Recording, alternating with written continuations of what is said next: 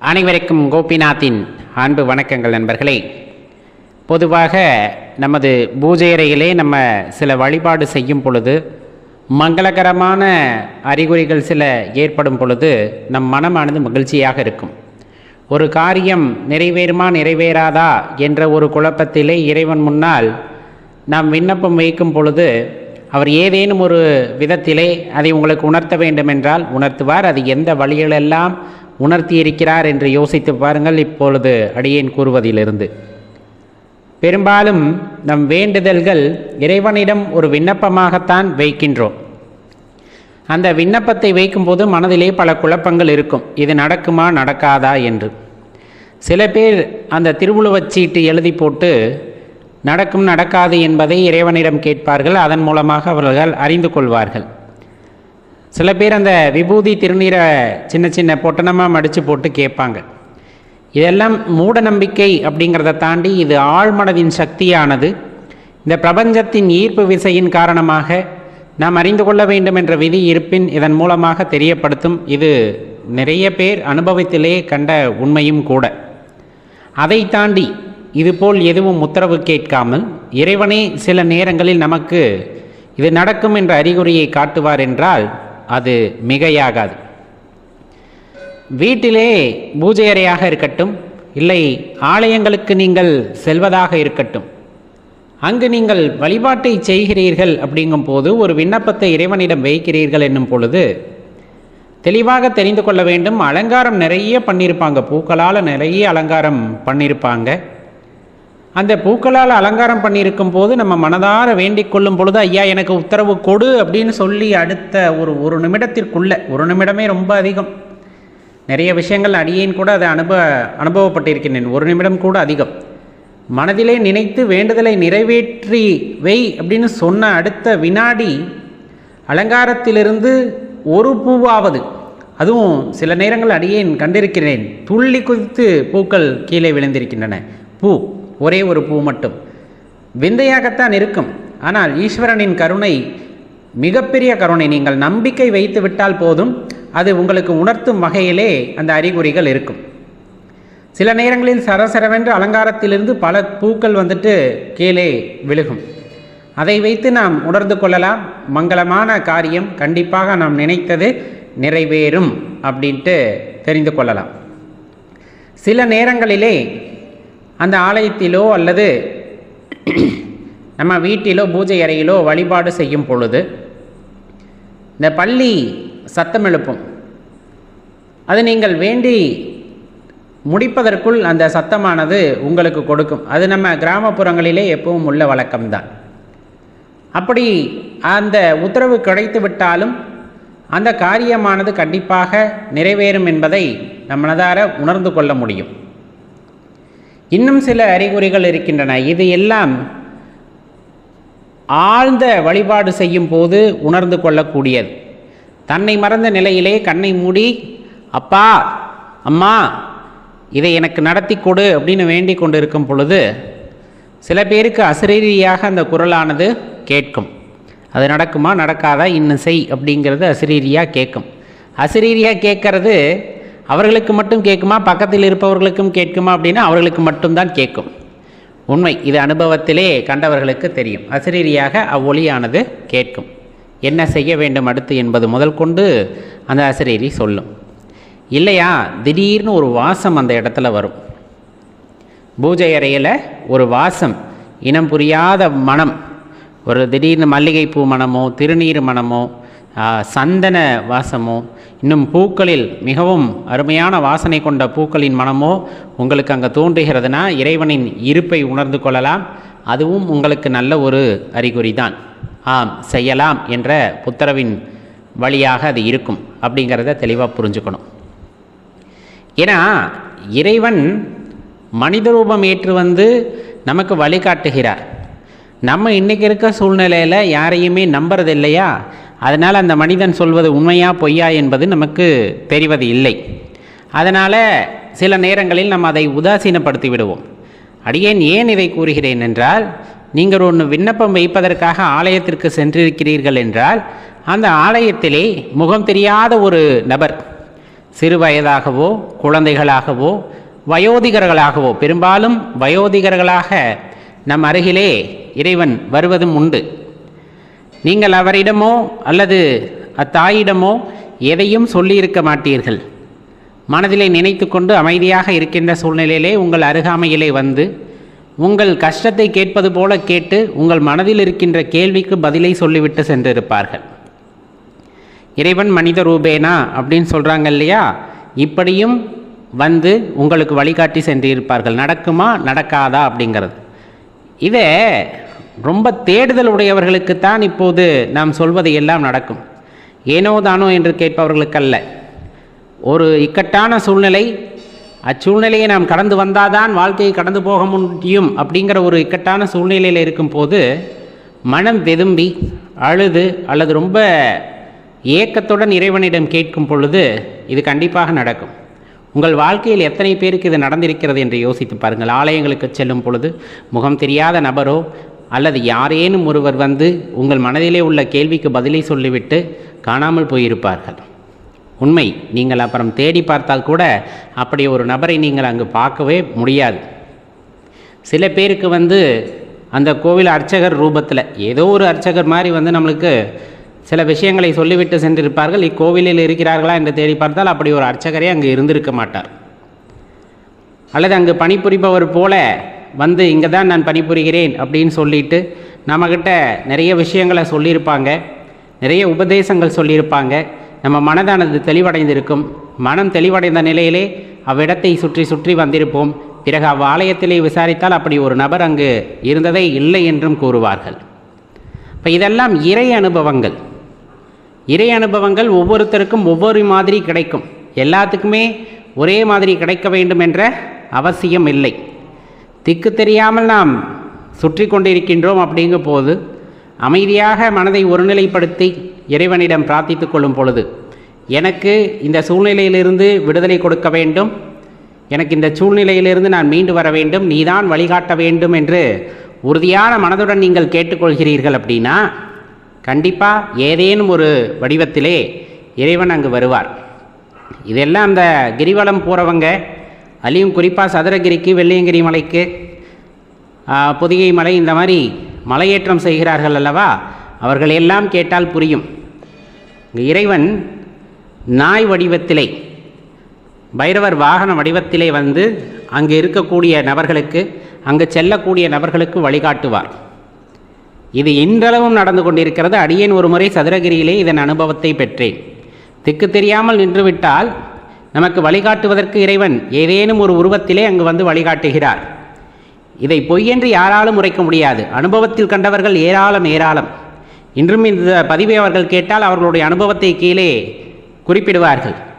நீங்கள் வேண்டுமானாலும் அந்த மாதிரியான மலையேற்றத்திற்கு அல்லது இந்த சதுரகிரி, வெள்ளியங்கிரி மலை போன்ற மலையேற்றங்கள் செய்தவர்களிடம் கேட்டு பாருங்கள். இந்த அனுபவமானது ரொம்ப சிறப்பானதாக இருக்கும்.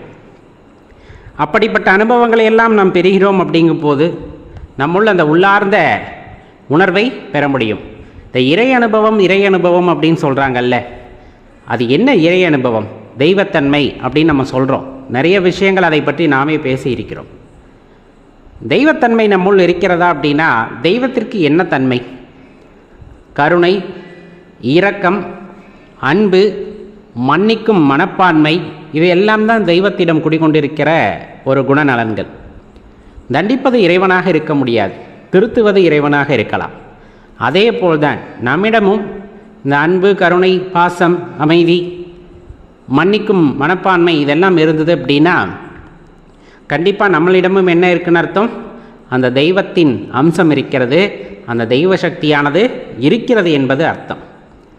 அனைவரையும் அனுசரித்து போகக்கூடிய தன்மை, அனைவரும் இறைவன்தான் என்று உணர்ந்து செயலாற்றக்கூடிய தன்மை நம்மிடம் இருக்கிறது என்றால் நாமே தெய்வத்தின் அம்சமாக இருப்போம் அப்படின்னா அதில் எந்த மாற்று கருத்தும் இல்லை. யோசித்து பாருங்கள். இதில் பல அனுபவங்கள் உங்களுக்கு வெவ்வேறாக கிடைத்திருக்கலாம், அல்லது இதிலிருந்து அப்பாற்பட்டு வேறு ஏதேனும் அனுபவங்கள் கண்டிப்பாக இருந்திருக்கலாம். சிலர் தெய்வங்களை நேரில் கூட கண்டிருக்கலாம். அவர்களுக்கான கொடுப்பனை, அவர்கள் மனது அவ்வளவு பக்குவப்பட்டிருக்கிறது என்பது பொருள். இதையெல்லாம் மூட நம்பிக்கை அது இதுன்னு தள்ளிட்டு போகிறவங்களுக்கு நம்ம இதை பற்றி பேசி புரிய வைக்கவே முடியாது. இதையெல்லாம் இறை அனுபவம் சார்ந்த விஷயங்கள். இறை அனுபவம் அனைவருக்கும் கிடைப்பதில்லை, இறை ஆற்றலும் அனைவருக்கும் கிடைப்பதில்லை.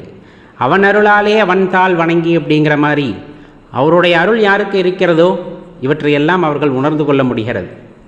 அது பல தெய்வத்தின் பெயர்களால் நாம் வழிபட்டாலும் இறை அனுபவம் என்பது ஒன்றுதான் அப்படிங்கிறத தெளிவாக தெரிந்து கொள்ளுங்கள். இன்றைக்கி நம்ம பேசக்கூடிய தலைப்பு அப்படின்னு பார்த்தோன்னா, எல்லாத்துக்குள்ளேயுமே ஒரு ஆற்றல் அப்படின்னு சொல்லக்கூடியது, எனர்ஜின்னு சொல்கிறாங்க இல்லையா, அந்த ஆற்றல் அப்படிங்கிறது கண்டிப்பாக இருக்குது. அந்த ஆற்றலை தான் நம்ம தெய்வ சக்தி அப்படின்னு சொல்கிறாங்க, அல்லது அதீத ஆற்றல் அப்படின்னு சொல்கிறாங்க, பிரபஞ்ச சக்தி அப்படின்னு சொல்கிறாங்க. இந்த மாதிரி நிறைய விஷயம். அப்போ நமக்குள்ளும் அந்த பிரபஞ்ச சக்தி தெய்வாற்றல் எல்லாம் இருக்கிறதா அப்படின்னு சொன்னோம்னா கண்டிப்பாக இருக்கிறது அப்படிங்கிறது தான் உண்மையும் கூட. சரி, இதை எப்படி உணர்ந்துக்கிறதுன்னு பல்வேறு விதங்களில் நம்மளே அலசி ஆராய்ந்திருக்கிறோம். இப்போ அதில் ஒரு குறிப்பிட்ட ஆற்றலை பற்றி மட்டும் சொல்ல வேண்டும் அப்படின்னா, இந்த இன்ட்யூஷன்னு சொல்லக்கூடியது, கிட்டத்தட்ட கொஞ்சம் முன்னாடி நடக்கக்கூடியதை நம்ம முன்னதாகவே தெரிந்து கொள்வது. வாழ்க்கையில் எதிர்காலத்தில் ரொம்பலாம் இருக்காது, கொஞ்சம் ஒரு 3 நாள் 4 நாளைக்கு அப்புறம் நடக்கக்கூடிய விஷயங்களை நம்மளுக்கு ஒரு குறிப்பாக உணர்த்துறது. ஒன்று, அது ஒரு படம் மாதிரியே சில பேர்த்துக்கு ஓடும். சில பேர்த்துக்கு பார்த்திங்க அப்படின்னா மனசுக்குள்ளே ஒரு குரல் மாதிரி கேட்கும், இது வேண்டாம் அப்படின்னு சொல்லக்கூடியது. ஏதோ ஒரு விதத்தில் அந்த விஷயம் நடக்க போகுது அப்படிங்கிறத ஏதோ ஒரு விதத்தில் நம்ம உணர்ந்து கொள்வோம். இந்த ஆற்றல் எல்லாத்துக்குமே இருக்குமா அப்படின்னா, எல்லாருமே உணர்றதில்லை, சில பேர் மட்டும் அதை உணர்கிறார்கள். அதை அனுபவ ரீதியாகவே உணர்ந்திருப்பாங்க. அது இல்லைன்னு யாருனாலையும் சொல்ல முடியாது. ஒரு வாரத்துக்கு அப்புறமோ, ஒரு 10 நாளைக்கு அப்புறமோ, ஒரு நாளைக்கு அப்புறமோ, அல்லது ஒரு மணி நேரத்துக்கு அப்புறமோ என்ன நடக்க போகுது அப்படிங்கிறது ஒரு ஃப்ளாஷ் மாதிரி அவங்களுக்கு போயிருக்கும். இந்த ஆற்றல் அப்படிங்கிறது எல்லா மனிதர்களுக்குள்ளும் இருப்பது தான். மனிதர்களுக்குன்னு இல்லை, விலங்குகளுமே அதை உணர்கின்றன. சில அதிர்வுகளின் மூலமாக இந்த நிலநடுக்கமெல்லாம் வர்றப்ப பார்த்திங்கன்னா நிறைய சொல்லுவாங்க இல்லையா, இந்த விலங்குகள்லாம் கூட்டமாக வெளியேறிடுச்சு, பறந்து போயிடுச்சு. இந்த மாதிரி ஏதோ ஒரு விதத்தில் அந்த உள்ளுணர்வு அப்படிங்கிறது அந்த விலங்குகளிடம் எடுத்துரைத்து அது இடமாற்றம் செய்து கொள்கிறது. அதே உள்ளுணர்வு மனிதர்களுக்கும் செயல்படும். எப்போ அப்படிங்கிறது தான் முக்கியமான விஷயமே. அவ்வளவு ஆற்றல் பொருந்திய சக்தி நம்முள்ளும் இருக்கிறது, அதை நாம் உணர்ந்து கொள்வதில்லை அப்படிங்கிறது தான் பிரச்சனையே. அப்போ உணர்ந்து கொள்வதற்கு என்ன சாப்பிடணுமா, மாத்திரை மருந்து சாப்பிடணுமா, மாந்திரீக தாந்திரீகம் எல்லாம் செய்யணுமா, அப்படியெல்லாம் எதுவுமே கிடையாது. முதல்ல அதை புரிஞ்சுக்குங்க. அப்போ எல்லாருமே இயல்பாக சில பேர் உணர்ந்துக்கிறாங்களே, அவங்க எப்படி அதை உணர்ந்து கொள்கிறார்கள் அப்படின்னா, அதுலேயும் சில சூட்சமங்கள் இருக்கத்தான் செய்கிறது. இப்போ நம்மளும் அதை உணர்ந்து கொள்ள வேண்டும் அப்படின்னு நினைக்கிறவங்க தெளிவாக தெரிந்து கொள்ளுங்கள். நிகழ்காலத்திலே வாழ பழகி கொள்ள வேண்டும். பெரிய குழப்பவாதியாக நம்ம இருக்கக்கூடாது.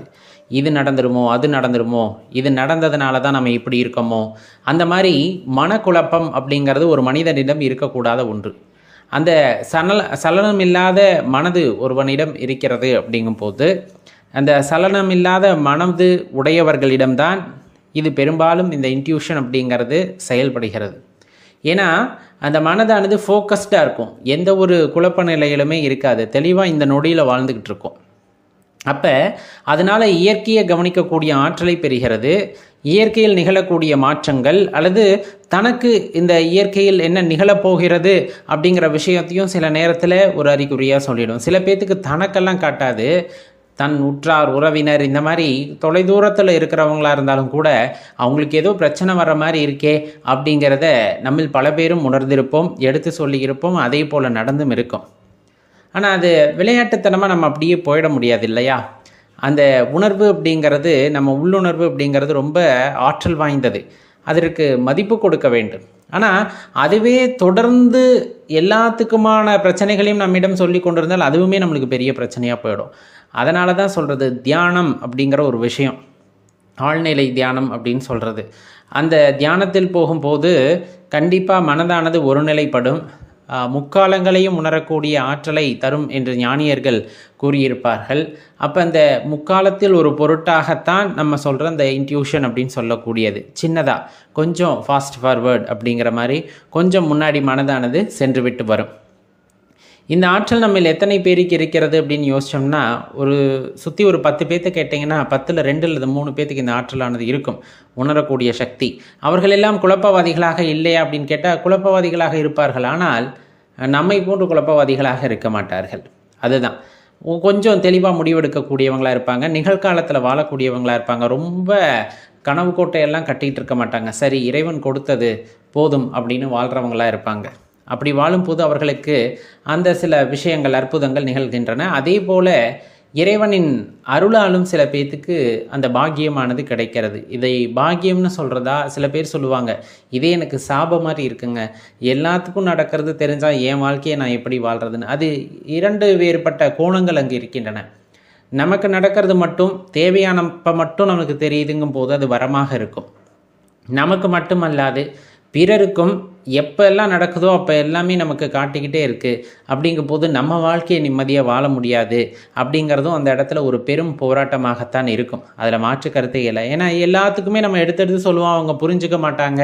அப்படிங்கிற பட்சத்தில் கண்டிப்பாக இது ஒரு சாபமாகவே போயிடும். ஏன்னா அவங்க அது நம்ம சொல்கிற வரணும், அது நிகழ்கிற வரலும், அது திருப்பி நம்மளுக்கு ஞாபகம் வந்துக்கிட்டே இருக்கும், நடந்துக்கிட்டே இருக்குது. அப்படிங்கும் போது நம்ம மனது அதை சுற்றியே இருந்து கொண்டு இருக்கிறது. அப்படிங்கும் போதெல்லாம் இந்த பிரச்சனைகள் அங்கு உண்டாகின்றன. அப்போ இது வரமா சாபமா அப்படிங்கிறத தாண்டி நிஜமாலுமே அந்த ஒரு ஆற்றல் அப்படிங்கிறது நம்மை மீறிய ஆற்றல், நம்மிடையே உள்ள, நம்முள் உள்ள நம்மை மீறிய ஆற்றல். இதுபோல் பல விஷயங்களும் பொதிந்து கிடக்கின்றன. இந்த அற்புதமான உடலுக்குள்ளே இறைவன் கொடுத்த அற்புத சக்திகள் நிறைய இருக்கின்றன. ரொம்ப பயந்தாங்கோழியாக தான் இருப்பாங்கன்னு வச்சுக்கோங்களேன். ஒரு காலகட்டத்தில் பார்த்திங்கன்னா தவிர்க்க முடியாத சூழ்நிலையில் அவங்க கோவப்படும் போது அவங்க முன்னாடி யாருமே நிற்க முடியாது.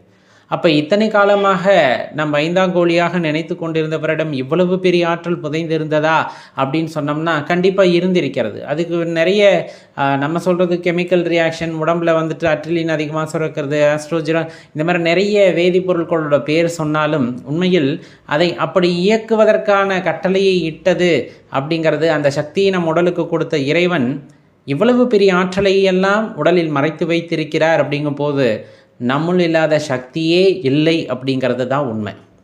நம்ம சொல்கிறோம் இல்லையா, நான் வாழவே பிடிக்கலை, வாழ்கிறதுக்கு வழியே இல்லை, எனக்கு இந்த உலகத்தில் இருக்கிறதுக்கு பிடிக்கலை அப்படின்லாம் சொல்கிறாங்க இல்லையா. அப்பெல்லாம் அவங்க தெரிந்து கொள்ள வேண்டிய விஷயம், நீயே உன்னை உணராமல் இருக்கிறாய். அந்த கோழைன்னு சொன்னது, பயந்தாங்கோழின்னு சொன்னது, அப்படி தான் நம்ம வாழ்கிறோம். ஒரு சந்தர்ப்பம் வரும்போது நம்மையே அறியாமல் நமக்குள் இருக்கின்ற அந்த பேராற்றலானது வெளிப்படும் போது நம்மை வெல்வதற்கோ அல்லது நம்மை எதிர்த்து நிற்பதற்கோ இங்கு யாரும் இருக்க போவது இல்லை. ஏன்னா அன்பின் வடிவமாக இருக்கின்றோம் அப்படிங்கும் போது அதன் வழியிலே நாம் பயணிக்கிறோம். ஆனால் தேவையான போது அதற்கான மாற்றங்களும் ஏற்படும் பொழுது நாம் நம்மை மாற்றிக்கொள்ளத்தான் தேவைப்படுகிறது. அதற்கு இந்த அற்புதமான தெய்வாற்றலும் நம்மை மிஞ்சி அந்த பிரபஞ்ச சக்தியும் உறுதுணையாக இருக்கும் பொழுது எதிர்காலத்தில் என்ன நடக்கப் போகிறது என்பதையும் நாம் உணரவும் முடியும். அதே போல வாழ்க்கையில் வெற்றி பெறுவதற்கு என்னவெல்லாம் தேவை, நாம் நம்மை எப்படியெல்லாம் மாற்றிக்கொள்ள வேண்டும் என்பதையும் அது உணர்த்தும். அப்படி உணர்த்தும் போது அதை நாம் கடைபிடித்து செல்கின்றோமே ஆனால் கண்டிப்பாக நம்ம வாழ்க்கையில் வெற்றி அப்படிங்கிறது நம்மை தேடி வரும். இந்த அற்புத சக்தி அனைவருக்குமானது தான். அந்த தியானம் செய்யும் பொழுது, மனதை ஒருநிலைப்படுத்தும் போது, நிகழ்காலத்திலே வாழும் பொழுது அது உங்களுக்கு சொந்தமானதாகிறது. அதையும் ஒரு கட்டுப்பாடுடன் நீங்கள் கையாள்கிறீர்கள் என்றால் அது வரமாக மாறும். அதை கட்டுப்படுத்த தெரியவில்லை என்றால் அதுவே சில சமயங்களில் பிரச்சனையாகவும் கூடும் அப்படிங்கிறத தெரிஞ்சுக்குங்க. நன்றி, வணக்கம்.